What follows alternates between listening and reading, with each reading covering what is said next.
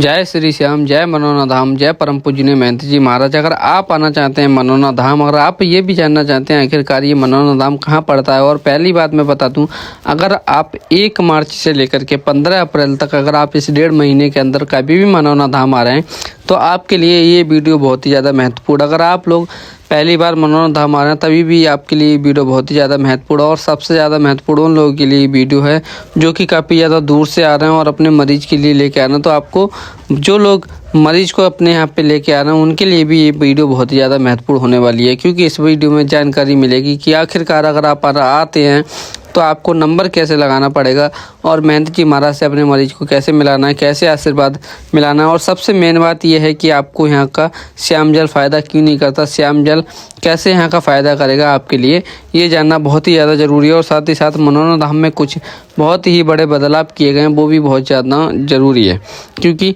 आप सबको पता है कि अभी के टाइम पे मनोना धाम में पहले जो टाइम था अब वो टाइम नहीं रहा है, अब किया गया है काफ़ी ज़्यादा बड़ा बदलाव, जो कि सारे बदलाव आपको जानने बहुत ज़रूरी हैं, क्योंकि महंत जी के बैठने में भी जो टाइमिंग थी उनकी टाइमिंग में भी बदलाव किया गया है, और जो मंदिर के खुलने की टाइमिंग थी उसमें भी, और बंद होने की टाइमिंग थी उसमें भी, और आरती के समय में भी काफ़ी ज़्यादा बदलाव किया गया है। और अब मेन बात आती है ये कि और आपको ये भी जानना बहुत ज़रूरी है, जो लोग पहली बार देख रहे हैं, जिनको मनोना धाम के बारे में पता ही नहीं कि आखिरकार ये मनोना धाम कहाँ पड़ता है क्या नहीं है, तो उनको भी ये वीडियो में पूरी जानकारी मिलने वाली है कि आखिरकार जो मनोना धाम है वो हमारा कहाँ पे पड़ता है। ठीक है, और हम इस वीडियो में ये भी बात करेंगे कि अगर आप कहीं से भी मनोना धाम आ रहे हैं तो वो कैसे आ पाओगे। ठीक है, क्योंकि ये भी सारी जानकारी होना बहुत ही ज़्यादा ज़रूरी है। बहुत सारे लोग इतनी दूर से आते हैं और उसके बाद उनको फ़ायदा नहीं हो पाता है।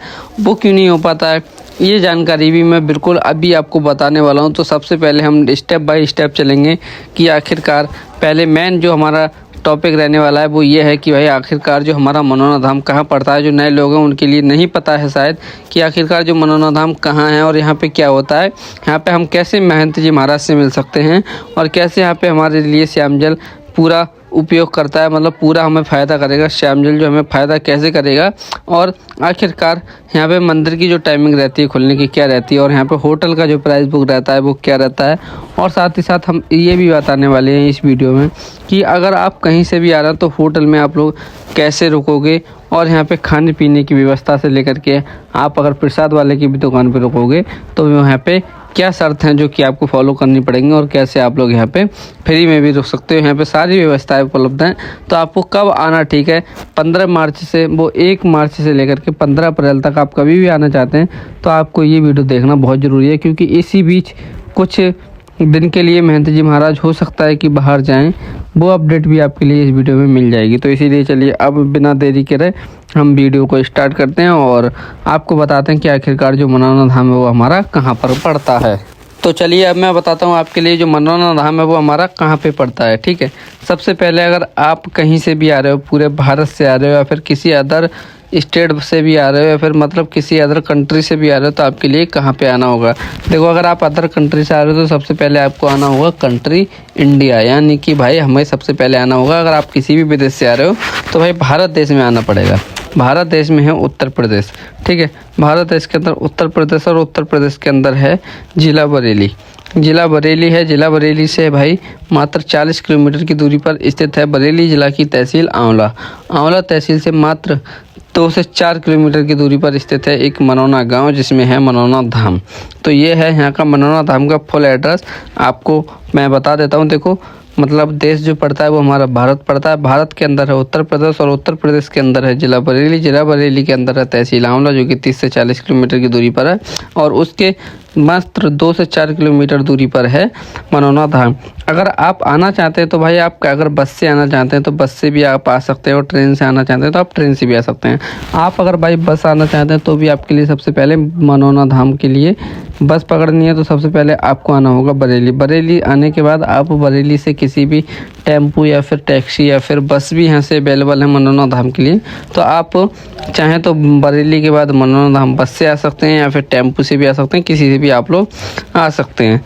ये हो गई आने की व्यवस्था। आप लोग अगर आप कहीं से भी आ रहे हैं, चाहे आप ट्रेन से भी आ रहे हैं मनोना धाम, तो भी आपके लिए सबसे पहले बरेली की ही टिकट करानी पड़ेगी और बरेली के बाद आपको कोई भी रैंडम सवारी पकड़ लेनी है, या फिर आप बरेली से भी एक आंवला के लिए ट्रेन आती है जो कि अगर आप उनसे आना चाहते हो तो उनसे भी आ सकते हो।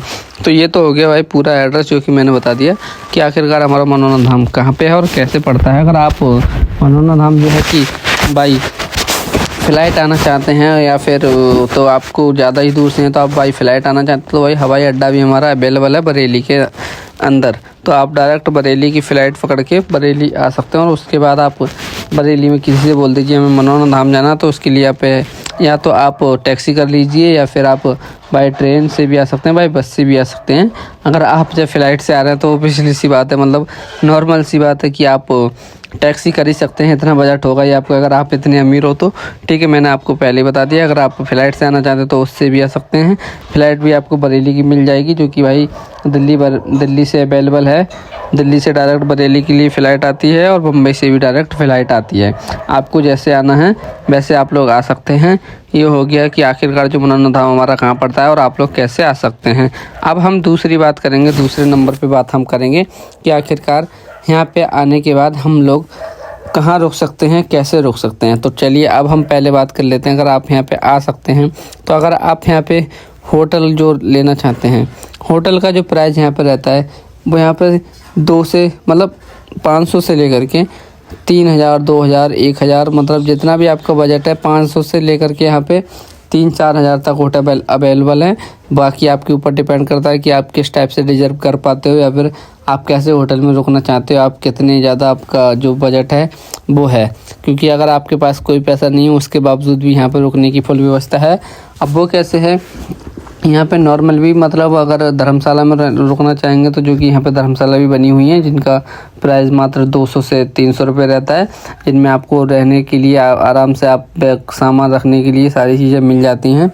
ये हो गया यहाँ पे रहने की व्यवस्था। अगर आपके पास कोई पैसा नहीं है तो आप फ्री में भी रुक सकते हैं। अब वो कैसे रुक सकते हैं, आप लोग आ जाइए और किसी भी श्याम प्रेमी की दुकान पर आप लोग रुक सकते हैं। किसी भी श्याम प्रेमी की दुकान पे आप लोग रुक जाइए, जितने भी यहाँ पे देख रहे हो कोई सी भी श्याम प्रेमी की दुकान रुक जाइए। आपको सिर्फ पे यहाँ पे कुछ नहीं करना होगा। जब आप मंदिर के दर्शन करने जाओ तो सिर्फ यहाँ पे उसी दुकान से प्रसाद लेना होगा। आप उसी दुकान से प्रसाद ले लीजिए और मंदिर के दर्शन करिए और यहाँ पे अपना बैग रखिए। जो भी आप करना चाहते हैं सारी एक्टिविटी यहाँ पे कर सकते हो, नहाना धोना खाना पीना। अब खाने पीने की बात करी जाए तो खाना पीना जो है कि यहाँ पे भाई मात्र जो है कि भाई 50 रुपये से स्टार्टिंग है और बाकी आपको कोई क्षमता नहीं है, फिर आप जैसा खाना चाहते हैं उसी के हिसाब से यहाँ पे प्राइस वगैरह है। यानी कि 50 रुपये से यहाँ पे खाने की थाली स्टार्ट है और वो आप लोग के ऊपर डिपेंड करती है कि आप कैसा खाना खाना चाहते हैं, कितना खाते हो उसके ऊपर। यहाँ पे 50 से मात्र 200 के बीच में आपका पेट भर जाएगा अगर आप नॉर्मल खाना चाहते हैं तो अच्छा सा। अगर आप ज़्यादा VIP हैं तो यहाँ पे मतलब बढ़िया खाना भी मिल जाता है। वो बढ़िया खाना का प्राइस जो है वो वही बढ़िया के हिसाब से ही है। फिर तो आप होटल वाला खाना खाओगे तो यहाँ पे होटल में खाना भी अवेलेबल मिल जाते हैं, तो फिर वो उसके हिसाब से आपका प्राइस अलग रहेगा, ठीक है ना। तो ये तो मैंने बता दिया कि रहना खाना पीना और यहाँ पे ये जो मनोना धाम है वो आखिरकार हमारा कहाँ पड़ता है। अब हम मेन बात करेंगे कि आखिरकार जो 1 मार्च से लेकर 15 मार्च तक आ रहे हैं उनके लिए मंदिर की टाइमिंग क्या मैटर करती है। अब जो मंदिर की टाइमिंग में इतना बड़ा बदलाव किया गया है कि पहले जो मंदिर के जो कपाट खुलते थे वो 8 बजे खुल जाते थे, लेकिन अब ऐसा बिल्कुल भी नहीं है। अब 8 बजे बिल्कुल भी मंदिर के कपाट नहीं खुलते हैं। तो आपको जानना बहुत ज़रूरी है कि आखिरकार अब किस टाइम मंदिर खुलता है। क्योंकि अगर आप ज़्यादा दूर से आ रहे हैं और उसके बाद आपको वापस ना जाना पड़े, इसीलिए आपके लिए जानना बहुत ही ज़्यादा ज़रूरी है। तो देखिए, अगर अब के समय में आप आ रहे हैं 1 मार्च के बाद आ रहे हैं, 1 मार्च से लेकर के आप 15 अप्रैल तक कभी भी आ रहे हैं, तो आपके लिए भाई मैं बता दूं कि मंदिर की जो टाइमिंग है वो अब बिल्कुल चेंज हो चुकी है।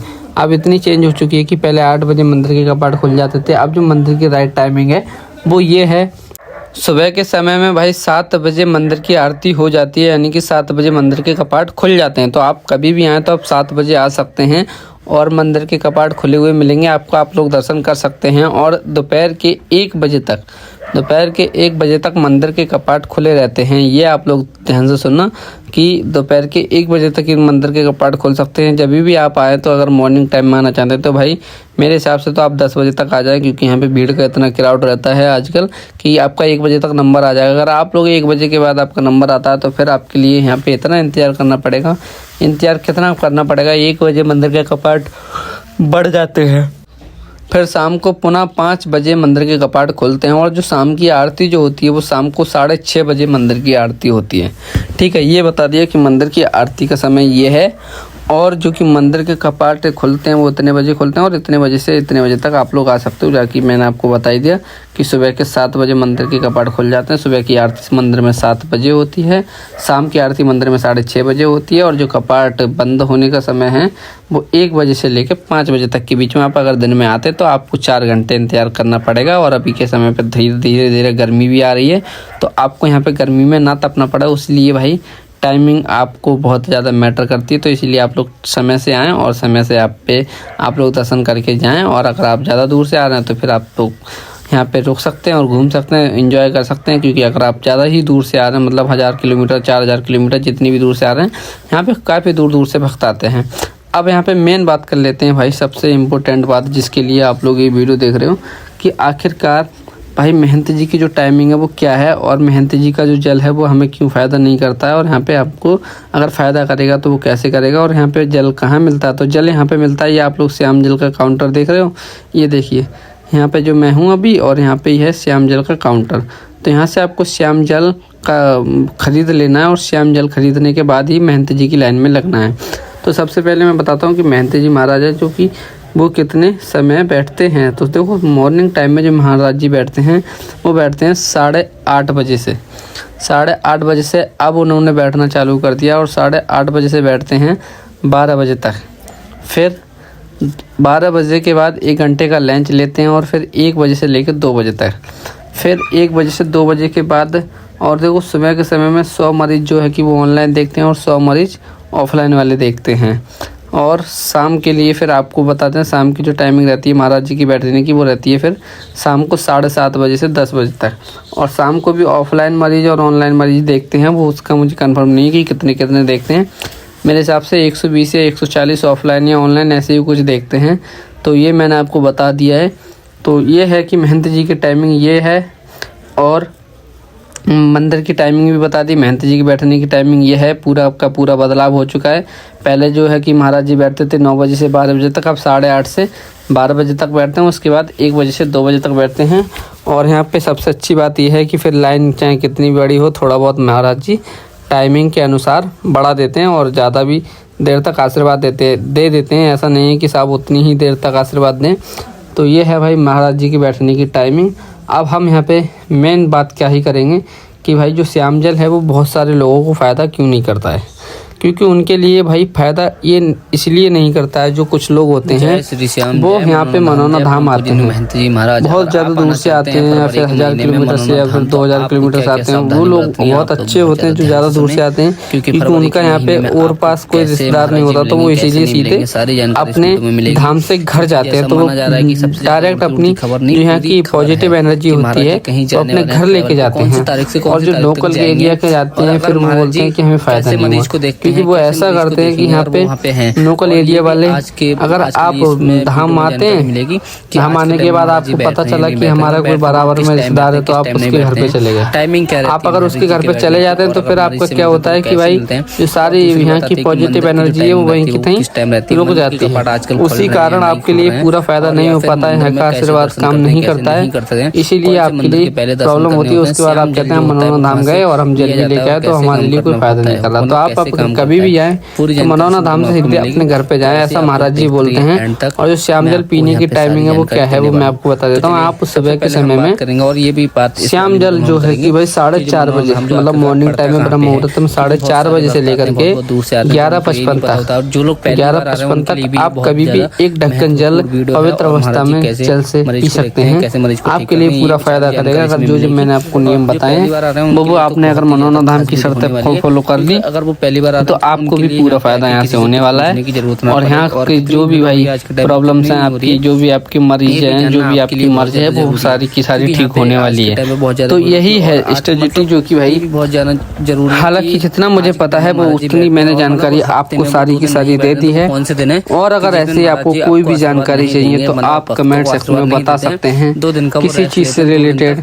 और मनोना धाम में हाँ साथ ही साथ ये भी मैं बताने वाला हूँ कि हाँ मेरे को ऐसा माना जा रहा है और ऐसा पता चल रहा है कि महाराज जी कहीं जाने वाले हैं। वो मैं आपको आने वाली वीडियो में बता दूंगा। अगर मार्च महीने में महाराज जी कहीं भी जा रहे हैं तो मैं यहाँ की अपडेट मिलते ही तुरंत आपको बताऊंगा कि महाराज जी भारत में कहाँ पे जा रहे हैं, कौन सी यात्रा पर जा रहे हैं, कितने दिन के लिए जा रहे हैं, कौन सी डेट से कौन सी डेट तक जाएंगे। क्योंकि वरना अगर आप आए और महाराज जी का आशीर्वाद आपको नहीं मिल पाए 25 में तो इससे भी कोई फायदा नहीं है, आपका आना यहाँ पे व्यर्थ हो जाए। इसीलिए तो चलिए जय श्री श्याम, जय मनोना धाम, जय परम पूजनीय महंत जी महाराज। हाँ और एक इम्पोर्टेंट बात है, और अगर आप बड़े मंदिर के दर्शन कर रहे हैं तो भाई छोटे मंदिर के दर्शन जरूर करें। ये जो आप मंदिर देख रहे हैं इस वाले मंदिर के आपको दर्शन जरूर करने हैं। क्योंकि ऐसा मानना है कि आप जो बड़े मंदिर से पहले अभी छोटे मंदिर की मान्यता ज्यादा है। क्योंकि उस वाले मंदिर से अभी यहाँ की जो पॉजिटिव एनर्जी है वो यहीं पे है।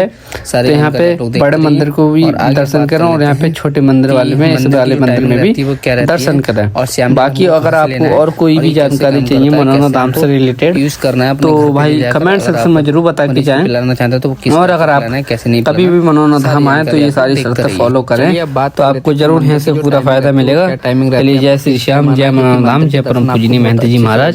जय श्री श्याम, जय श्री श्याम।